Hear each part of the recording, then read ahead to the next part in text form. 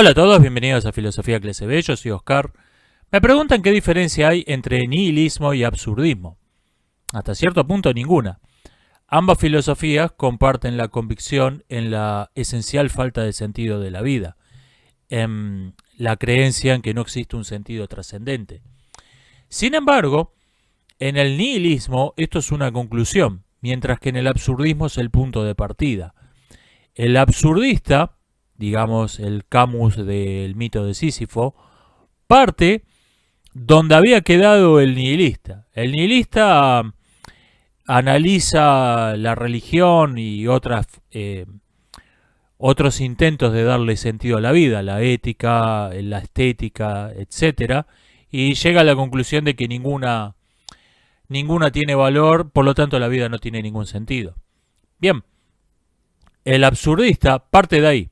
Dice, ok, asumiendo que la vida no tiene sentido, no se ocupa en discutir esto, vamos a darle sentido, vamos a significarla. Sísifo, el castigo de Sísifo puede ser absurdo, pero Sísifo puede inventarse su propio sentido, puede puede significar su castigo, darle un sentido, y entonces su vida para él tiene sentido.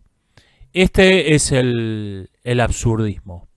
Creo que hay una buena representación de esto en Calígula de Camus, estupenda obra de teatro. Cualquiera que esté interesado en cuestiones filosóficas se la recomiendo.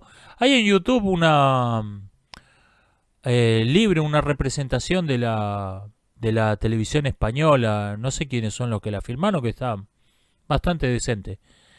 Decía, en Calígula tenemos esta confrontación entre Calígula, el nihilista, y Creas, creo que se pronuncia así este nombre, que vendría a ser el absurdista, vendría a representar al propio Camus. Tampoco sé cómo se dice este apellido. Creas está de acuerdo con Calígula en sus postulados, en sus principios, pero no comparte su conclusión. O sea, Calígula es un nihilista y Creas es un absurdista. Esa creo que es la diferencia. ¿Qué pienso de Mario Bunge, recientemente fallecido? Yo creo que es un autor interesante para sacar tips, para sacar pequeñas ideas, pequeñas herramientas para nuestra valijita de pensamientos. No me convence al ver la foto grande. Creo que la filosofía de la ciencia de Bunge es esencialmente incorrecta. Bunge intenta separar por completo la ciencia de la filosofía, hacer una ciencia que se autorregule, lo cual me parece completamente imposible. La ciencia necesita un método que la preceda. El método tiene que venir antes de la investigación científica, por lo tanto, el método no puede ser científico, el método tiene que ser filosófico. O sea, la idea central de Bunge me parece errónea. Sí creo que es un autor muy interesante para sacar pequeñas cositas. Me dicen que mis videos sobre el coronavirus dan miedo. Bueno, el miedo es útil. El miedo nos lleva a prevenirnos, el miedo nos lleva a tomar un montón de precauciones. Lo que no es útil es el pánico lleva a hacer boludeces. El pánico hay que evitarlo, el miedo es útil. Me critican que mis videos sobre el coronavirus ocupan mucho espacio en el canal y a algunas personas no les resultan interesantes. Bueno, la verdad es que me toman muy poco tiempo esos videos. No le interesa, no lo vea. No están afectando lo más mínimo la actividad normal de los canales. Estoy leyendo información, cuando encuentro algo interesante tengo abierto un Word dedicado al tema. Cuando encuentro algo interesante tomo un apunte. Y cuando junto unos 10 apuntes, prendo la cámara, enchufo el micrófono y hago un video compartiendo la información que encontré y comentando algunas reflexiones. Me toma una hora de trabajo como mucho. No, o sea, si no, esos videos no afectan en lo más mínimo la actividad del canal. Si no le interesa, no lo vea. Realmente no estoy sacrificando No estoy sacrificando otro material para ocuparme de esto. Esos videos no me toman nada. Y creo que alguna utilidad tienen. Am, película protagonizada por un ciego, me pregunta. No pude recordar ninguna. Salvo que hagan trampa. El protagonista es ciego, pero ve gracias a un artilugio de ciencia ficción, una especie de super anteojos. El protagonista es ciego, pero ve la fuerza. El protagonista es ciego, pero lee el código de la Matrix, etcétera, etcétera. La protagonista nos la presentan como ciega, pero en realidad era una espía que se hacía la ciega para obtener información y se dedicaba a oficios típicos de ciega. Malabarista, bailarina, experta en artes marciales, todo cosa que es normal ver un ciego haciéndolas. La peor espía de la historia. Las mariposas son libres. La protagonista en realidad es Goldie Hawn, no me acuerdo cómo se llama el personaje. Jennifer Ocho. Jennifer estará en el título, pero el protagonista es el detective. No pude recordar una. No pude recordar ninguna. Si alguien tiene mejor memoria que yo, por favor en la caja de comentarios.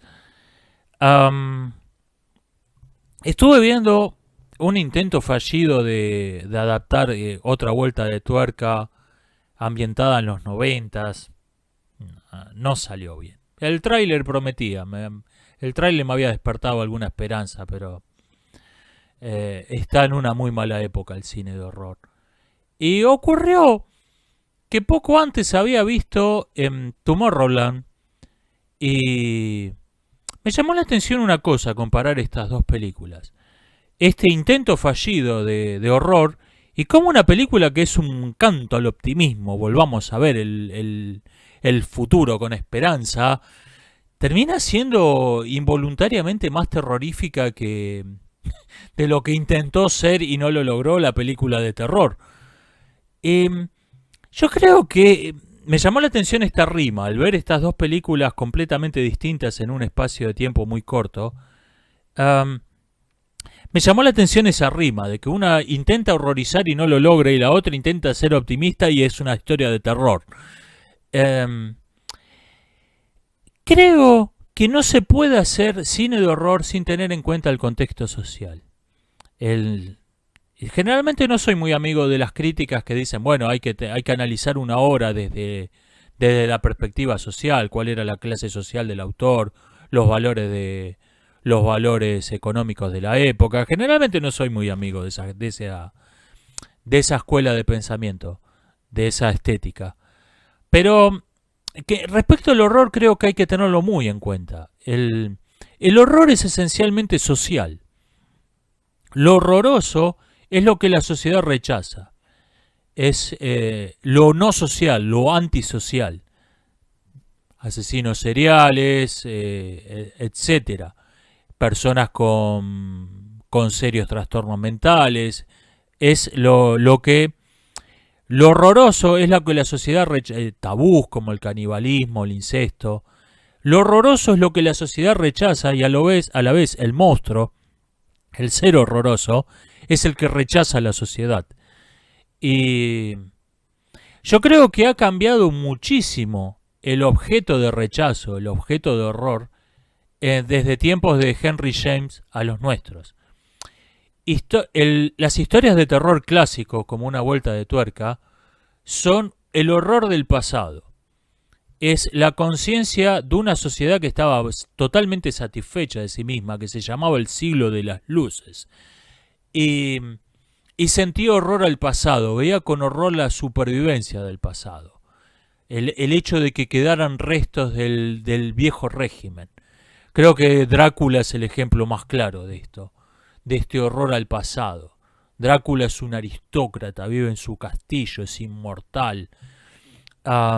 Creo que Drácula es la mejor representación de este horror al pasado, que vemos el mismo patrón repetirse en Frankenstein, mezclado con cierto temor al presente en Frankenstein y al futuro de la técnica. Pero vemos este patrón que se repite, la mansión aislada, la familia aristocrática con costumbres del viejo régimen. Vemos este horror al pasado, mientras que nosotros, nuestra época, ve el pasado con nostalgia y siente horror al futuro. Está decepcionada del futuro. Somos la generación de los hombres del 2000 que íbamos a vivir para ver un mundo maravilloso y vivimos, terminamos extrañando a los niños de los 80. Véase ficciones como Stranger Things. Y yo creo que Tomorrowland involuntariamente capta este horror al futuro, o mejor dicho, esta decepción por el futuro maravilloso que es nuestro presente actual. Y yo creo que la terrible situación del horror actual, el hecho que no asusta a nadie, es que están insistiendo con una fórmula que fue efectiva en un momento, en un contexto social, y no lo es en este. Están tratando de están repitiendo clichés que eran propios de una época que sentía horror al pasado, no al futuro. Y repito, quien quiera escribir una historia de horror que cause escalofríos, tome el guión de Tomorrowland y póngase a trabajar, tómelo como un borrador y diga, bueno, voy a convertir esto en una historia de terror. Creo que le va a ir mucho mejor que a cualquier intento de adaptar otra vuelta de tuerca.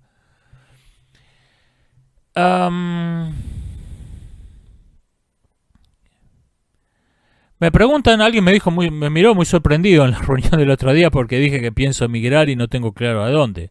Miren, me quiero ir de la Argentina antes de que tenga que saltar un muro. ¿A dónde? Antes de que tenga que hacerlo cruzando un alambre de púas con gente disparándome. Mientras me pueda ir sentado cómodamente en un ferry, voy a hacer eso. ¿A dónde? Es secundario. ¿Qué más tenemos por acá? La voy a dejar por acá. Nos estamos viendo hasta la próxima.